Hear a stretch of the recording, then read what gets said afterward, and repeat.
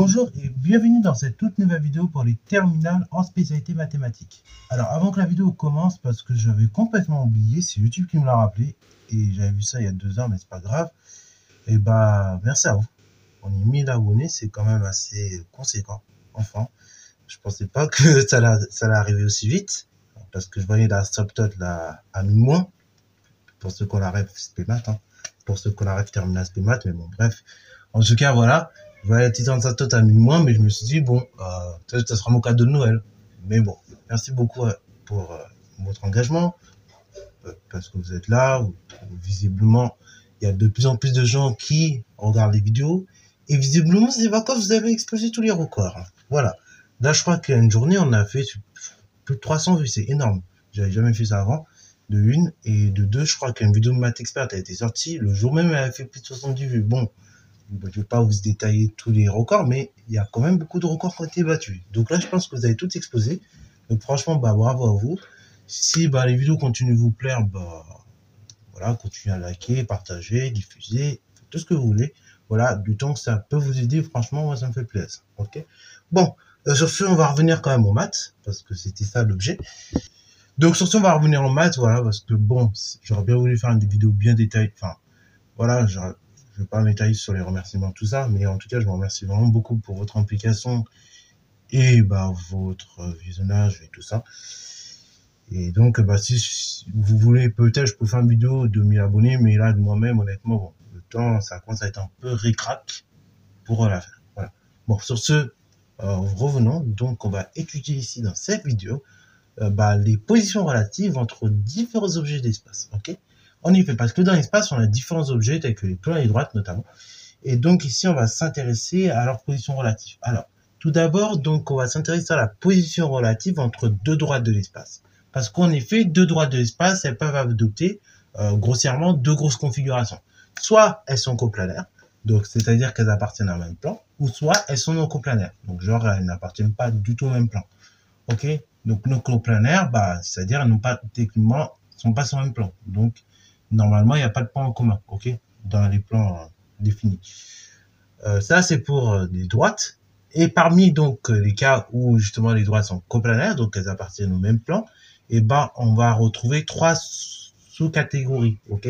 On va retrouver trois cas différents. Donc le premier cas, c'est lorsque les deux droites sont coplanaires et qu'elles vont se couper en un seul point. Dans ce cas, on dit qu'elles sont séquentes.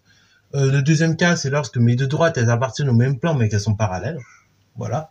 Et le troisième cas, donc c'est un cas particulier du second, en fait, c'est quand mes deux droites sont parallèles et qu'en plus elles ont un point en commun et qu'elles appartiennent au même plan. Dans ce cas-là, on dit qu'elles sont coplanaires et confondues. Voilà.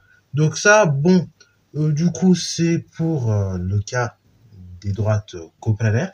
Et vous allez me dire, mais du coup, les droites perpendiculaires, j'ai rangé. Et pour les droites perpendiculaires, en fait, l'idée, c'est qu'on considère des droites perpendiculaires comme des droites qui se coupent en un point, sauf qu'elles se coupent de façon perpendiculaire et non pas de façon quelconque. Donc là, pour le coup, les droites perpendiculaires vont se caser dans la famille des droites coplanaires séquentes. Voilà. Donc ça, c'est pour la position relative entre deux droites. Par exemple, si vous prenez une pyramide SABCD, ok, donc la pyramide à base carrée, par exemple, ou base rectangle, tout ce que vous voulez, en tout cas la base de quadratère, et si vous prenez les droites SA et les droites tout simplement, alors je vais prendre SA et ABC, vous allez voir que ces deux droites-là, en fait, elles ne sont pas coplanaires, elles n'appartiennent pas au même plan. Ok, on ne peut pas avoir un plan commun où il y aurait toutes ces droites, il y aurait ces deux droites-là. Également, donc on peut étudier la position relative entre deux droites, mais on peut aussi étudier la position relative entre une droite et un plan. Ok, donc là, pareil, on va avoir trois cas. Donc tout d'abord, le premier cas, la droite, elle n'est pas du tout incluse dans le plan. Ok, donc la droite est complètement parallèle au plan. Donc ça, c'est le premier cas. Deuxième cas, donc la droite et le plan, elles sont incluses. Ok, donc on a la droite qui est incluse dans le plan. Et en la fin, troisième cas, donc là, on a la droite qui va couper le plan en un seul point. Ok, donc la droite qui est séquente au plan. Et donc, comme c'est une droite, forcément, elle coupera le plan qu'une seule fois. Si on parlerait de courbe dans l'espace, ce qui pourrait se faire, si on parlait de courbe dans l'espace, ce qui pourrait se faire, mais qu'on ne fera pas parce qu'on est qu'en terminale et des petits bouts de chou, et pas suffisamment en voiture, mais donc si on parlait de courbe dans l'espace, donc à deux dimensions, de la forme, par exemple, copolynomiale, de degré 2, degré 3, degré 4 dans l'espace, là, pour le coup, ça pourrait se faire, on pourrait avoir comme ça plusieurs points de coupe. Mais bon, là, on est qu'en terminale, je vous l'ai dit, on va s'étendre, donc on aura qu'un seul point de coupe en ligne droite qui coupe un plan. Bon, ça c'est pour tout simplement étudier la position relative entre une droite et un plan. Et enfin, donc, troisième cas possible, c'est étudier la position relative entre deux plans. Et donc là, on va voir pareil trois cas possibles. On va voir des plans qui sont strictement parallèles. On peut avoir également des plans qui sont inclus dans l'autre, ou donc on dit également confondus, c'est la même chose, ou des plans donc qui vont se couper, deux plans qui vont se couper le long d'une droite, ok, bravo, qui seront séquents d'une droite D, ok, ce que je vous ai représenté ici dans le cas numéro 3. Voilà. Et donc, l'ensemble de ces théorèmes-là, ça permet déjà d'étudier la position entre deux plans.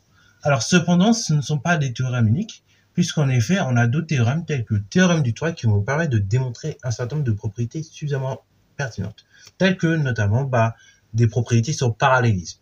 Donc, le théorème du toit, il va vous dire quoi? Donc là, j'espère que j'ai bien fait la figure, voilà, juste devant vous. Donc, on va prendre deux plans, ok? Deux plans qui vont contenir des droites, des primes parallèles entre elles, ok? Dans ce cas-là, l'intersection des deux plans, et tout simplement, ce sera une droite des primes, enfin des secondes du coup, et donc cette droite des secondes, elle sera parallèle, à ces deux droites-là, ok, voilà. Donc ça, c'est pour le théorème du toit, et donc ça nous permet de démontrer comme ça un parallélisme entre plusieurs droites, ok, donc on prend deux droites de deux plans, ok, qui sont parallèles, donc notre droite des deux plans, et l'intersection entre les deux plans, tout simplement, et ça sera une droite, et donc cette droite est parallèle aux deux autres. Ça, donc, c'est l'idée du théorème du tour. D'autres propriétés qui permettent de démontrer comme ça le parallélisme, donc c'est notamment la suivante, donc là, j'en annonce 3. Donc là, c'est vrai, ça peut paraître un peu indigeste, mais je vais essayer de vous mettre des figures pour que ça soit un petit peu moins.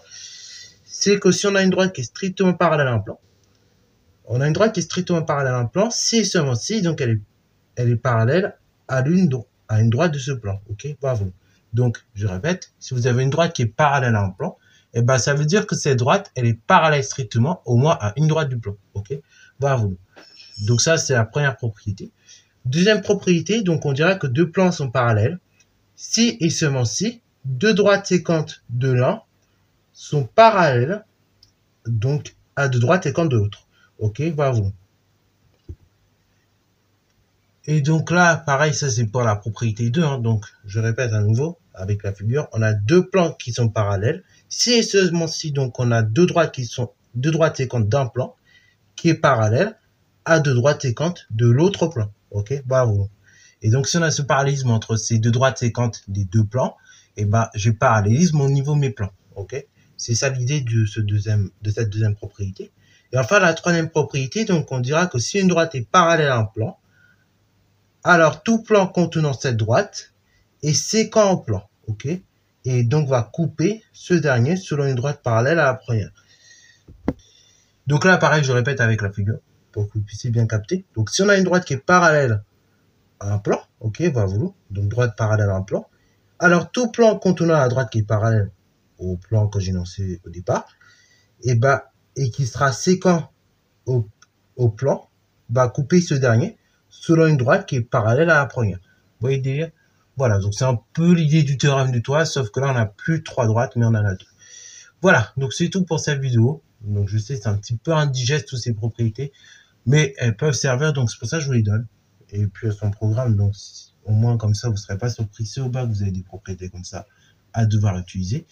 Voilà, donc j'espère que cette vidéo t'a plu. Si c'est le cas, n'hésite pas à la liker, commenter et voir le tutoriel en mathématiques et en sciences.